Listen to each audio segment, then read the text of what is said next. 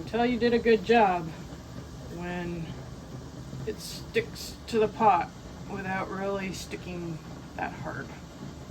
This is quite good.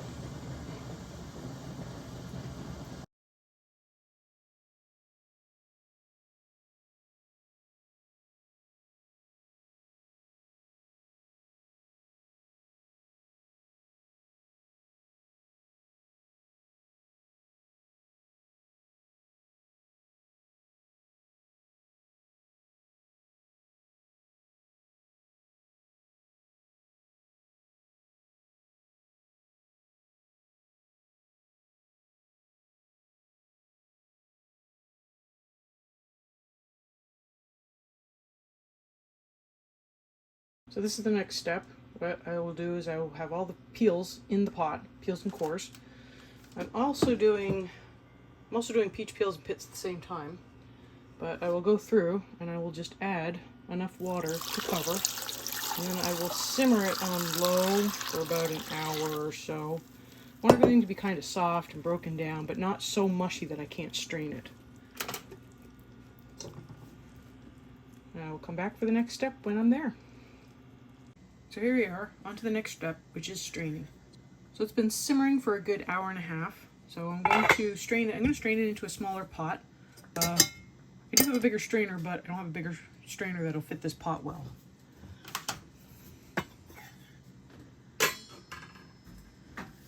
for this, it's probably best to use oven mitts. Normally I wouldn't, but I don't want to burn my thumbs either.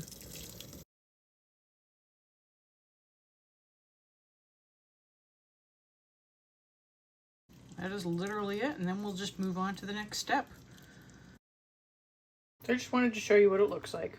It's best to not press the pits and peels while you're straining it because it will make it more cloudy. But this is about what I'm getting. So it's got a little bit of a cloudiness to it. I got about 5 cups out of this. So we will move on to the next step. I'm moving on to the next step with this fruit juice that well, it's not really fruit juice, but it's the juice that I boiled off of the peels and cores. This is the apple and pear one. So what I need to do is I need to carefully, preferably without making a massive mess, pour it into a measuring cup and find out exactly how much I have. For every cup of liquid, I will need to put in about half a cup of sugar. So I got 4 cups there. Just putting this into a giant pot. The bigger the pot, the better, but don't go overboard. Sugary solutions do have this tendency to like foam up. So I'm using a bigger pot than I feel I'll need, but I don't want to go too far. Otherwise it's just difficult to stir. This has a lot of sludge on the bottom. I'm thinking of not using the sludge. And I got a second batch here. This one's just apple, but I'm going to mix it with this apple and pear, and it should probably be fine. Okay, looks like we got another cup and a half. I think I will need a little strainer because something got through. So I have 5.5 cups total. I guess I could try straining off the, see what I can get out of that. There we go. Okay, well, let's give that a try. Might get another 1/4 cup at least. Not gonna be much, but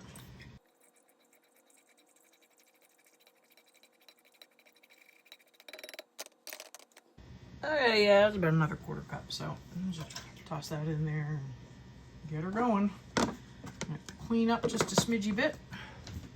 Okay, on to the sugar. So I don't know if you'll be able to see. We got 5.5 cups in there, so for every cup I need a 1/2 cup of sugar. So I'll start with 5 cups and see what I get. And put a tiny little bit, just a tiny little bit at the bottom of the cup. It's probably not even a 1/4, it's probably like 1/8 of a cup, about 2 tablespoons. And that'll make up for the other 3/4 of a cup. Now I need to bring this up to a boil, and in the end it needs to come to the soft gel stage or the medium gel stage. It kind of depends on what you want for your jelly. I would like to have at least sort of a somewhere between soft and medium. I don't want it to be too hard, which I have done in the past. It does make it a little hard to spread. I don't want it to be too soft, which I have done in the past, and it basically was syrup. I think my thermometer isn't very accurate. We're going to use the thermometer today, but we're just going to use it for an estimate. We're actually going to try to do a different technique. So looking at the drips that come off the spoon and how the spoon sets after it's had a chance to cool off. So I will bring you along at each phase, but I'm not going to make you sit there and watch me stir a pot of boiling liquid. So I will turn this off for now. I might actually get another camera up so that it focuses down into the pot so you can see the different stages of how it boils. As it boils, it actually changes. The bubbles change. And you can use the size of the bubbles to determine how close you are. Now another step that needs to happen is I've got my large canning pot. I've got it filled up with a decent amount of water, and I've got it on a medium, just above medium heat. It's not quite medium high. And I've got my rack in there, I've got some jars in there, and I've got them heating up. So I want to have the jars to be about the same temperature as the jelly. The closer it is, the better, because I don't want to break a jar. The jelly will be coming off really hot. So the closer these can be to hot, the better. And I will cool the jelly off a little bit. So we're getting a nice rolling boil here. The bubbles are really big and breaking. I don't know if that's a good description for it, but they're really big. I don't know if I can zoom in. I don't know if that gives a better view or not, but this is where we are. This is just at the beginning of the boil. And definitely at this point we have to keep a close eye on it so it doesn't boil over or it doesn't just hit that soft gel stage really fast. Normally this kind of feels like it's always a slow process, so we will see. But this is where I'm at right now.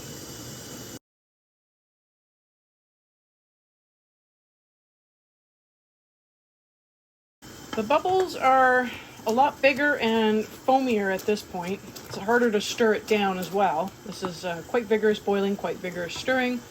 They're almost like they break now too. Big popping bubbles. So, and if I raise it up so you can see it's still just dripping off like liquid. I have turned the heat down a bit. It's hard because you want to get this as hot as possible to get to the gelling stage where you need to be, but neither do I want to boil my pot over, which has already happened at least once, so that's not good. But you're getting it all. I had to switch over to a bigger pot, so that kind of killed the boil, but I'm sure it'll come back quickly.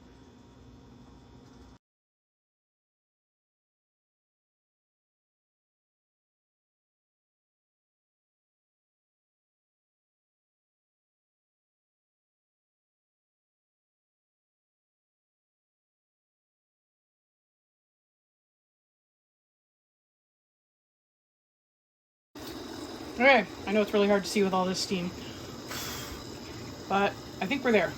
So, I'll try to show you. I'm not quite sure where there's a good spot, but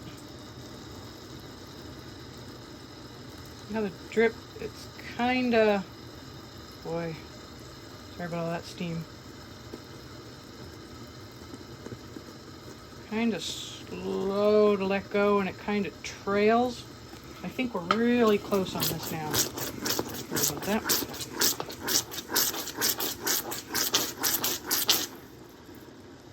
I'll let the spoon cool a little bit and then see if I can do it again. See how it's got kind of a trailing there. So it's starting to gel and sheet at this point. So this is what we're looking for. I'm going to take it just a little bit further, just so that it can be a slightly firmer set. I don't want it to be too firm, but I do want it to be just a little bit more. Probably doesn't need too much at this point. I know it does look like it just pours off at first, but see, as it cools, the remainder kind of sheeting and slowly releasing. Okay, well, this is going to need my attention. I got the other camera on it, so I will be speeding through that. and then I will take you for the canning part of this step. Okay, I don't know what the sound quality is like on this other camera, but we're just gonna have to go with it. So hopefully you can see what I'm doing. I got my jars in the hot water. I'm taking them out using a jar holder. I got my hot jelly over here in this other pot, which is up on a just a cutting board right now. I put my funnel in, and I'm going to fill this up. So the water in the pot is almost to a boil. So that should hopefully make the jelly, which has had a chance to cool a little bit, approximately the same temperature as the jars. We're going for about a 1/2 to 1/4 inch headspace on these. But this is just water bath canning. It should go pretty quick. It's just 10 minutes in the canner. Jellies are a great gateway into canning. Because you know what? If it doesn't seal, then you get to enjoy some jelly. Or jam. Okay, now the jar is going to be really hot, so I'm trying to handle it only by the top where there's no hot liquid. I'm wiping the rim to get all the sticky stuff off. This is just it's one of those unpaper towels that Walmart sells. It's just a piece of fabric. I'm going to get my lid. I've got 2-piece lid. I do have some reusable tattlers, but for this, I didn't have them prepared. So here, I'm going to show you again. So you want this on in the center. You're going to put this on, and you're going to turn it until you meet with resistance. So there, it just met with resistance. Now I'm going to take my 3 fingers, I'm going to hold the bottom, and I'm just going to give it just a little bit more until it meets just a little more resistance. And that's pretty much what I consider fingertip tight. I'm going to get another, oh, I already have a jar out. Uh-huh. Fill up another jar. This one did not make it on the, there we go. I'm just going to lather, rinse, repeat on this.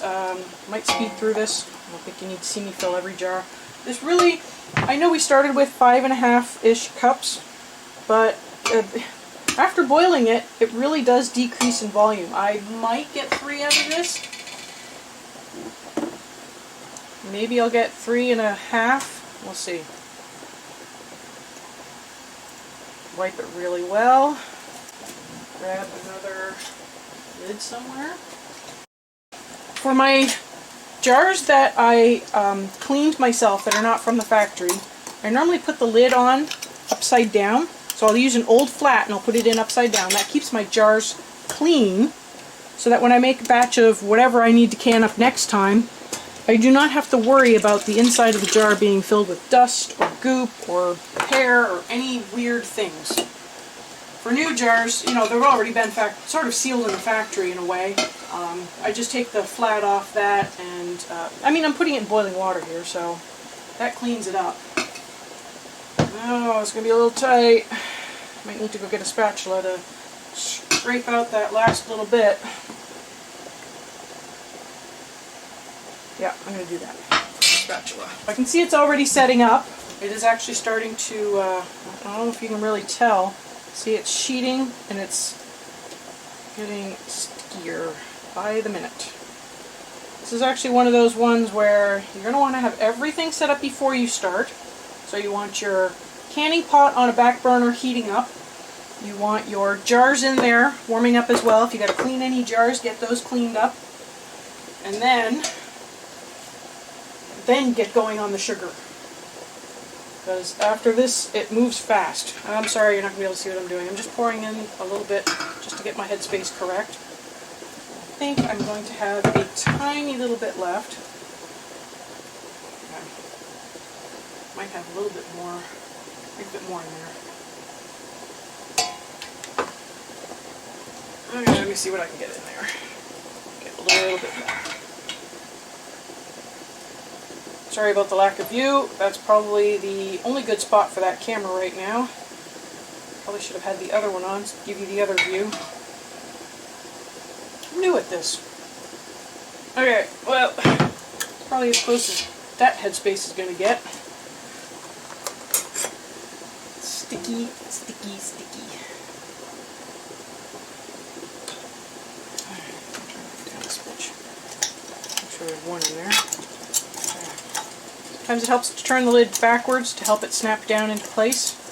This, there you go, and then forward.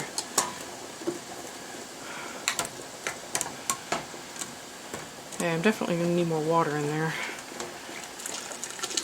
Okay, I got this tiny little jar for the last little bit in here, which will probably just end up being a sample jar. Again, sorry you're not going to be able to see this. I'm just scraping it into this little jar. This is a great way of turning little bits of scrap fruit peels into something fun to eat. Because who doesn't like a good jelly? Now, jellies are great for, you know, being a jelly, but you can also add it to like a sauce and put it in a slow cooker with meatballs and have sort of like a sweet meatball. Okay, I'm going to get maybe I'll just set it off to the side. Okay, so I need more water in here. Got a little bit that was on the boil just a little bit ago. It will kill my boil though. And I need to get the extra jars out. Once I have the extra jars out, and the water up to the right height, which is at least 1 inch over the jars, preferably 2. And once I have it at the right height, I can bring it up to a boil. Alright, that should hopefully do it. Now obviously I don't recommend sticking your finger in there to figure out what your headspace is.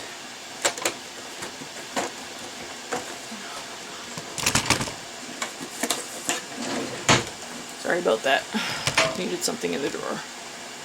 Okay, so I'm just going to show you. If you happen to have one of these headspace sticks, you stick it in on top. So I can see that I've only got 3/4 of an inch. Actually, I only have, yeah, I got 3/4 of an inch of extra water. So I definitely need more water. Alright, well that should be plenty. If that's not enough, I will be shocked. Go back over, handy dandy little stick. Oh yeah, see? That is way past the 1 inch mark, so I have plenty of water in here. So now I need to bring this up to a full and rolling boil. I need to have the lid on it. And once it comes to a full and rolling boil, I can then start the timer. This one is its jellies. It gets 10 minutes. And then after the 10 minutes, I turn it off. I take the lid off. I let it sit in the boiling water for 5 minutes. That just allows everything to kind of come down gently in temperature without any like sudden temperature shocks. And then I can move it out of the boiling water or the cooling water to just a cutting board or, you know, a drying rack or some sort of silicone insulator just to protect it from the, you know, any shock from the colder counter. And then I let it cool. Once it's set, I can then just clean it up and store it away. I know it sounds like it's at a rolling boil, but no matter how many times I check at this stage, it just isn't. It's worth waiting a little bit longer until you see a lot of steam just pouring out from under the lid. That's when I generally start the timer. So the little sample I put in the fridge earlier, just wanted to show you the texture and consistency of it. So it looks like a nice spreadable jelly. Has a nice flavor. It is very sweet. So if you don't care for sweet, super sweet things, this might not be your haha jelly. But this is how it turned out. So based on the drips and the bubbles, this is what we get.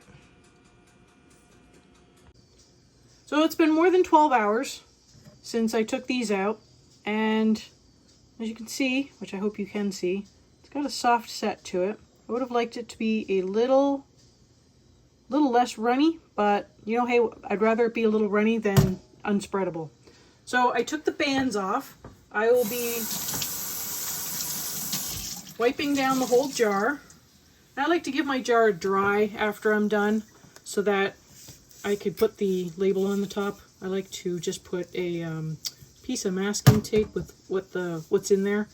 That way if I use my lids for vacuum sealing anything, or, you know, I like to flip my lids over and put them on my clean jars. At least this way I don't have any stuff written all over it.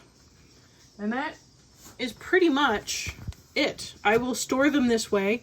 It's best to not have the band on, because if the lid unseals, the band could keep it sealed and it'll create a false seal. And then you don't know how long that's been, you know, sealed for or unsealed for.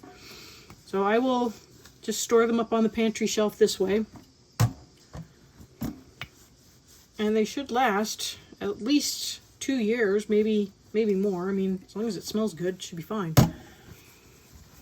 This is the finished apple pear jelly. Turned out really nice. All my jars sealed. So I can put these up in the pantry for later use.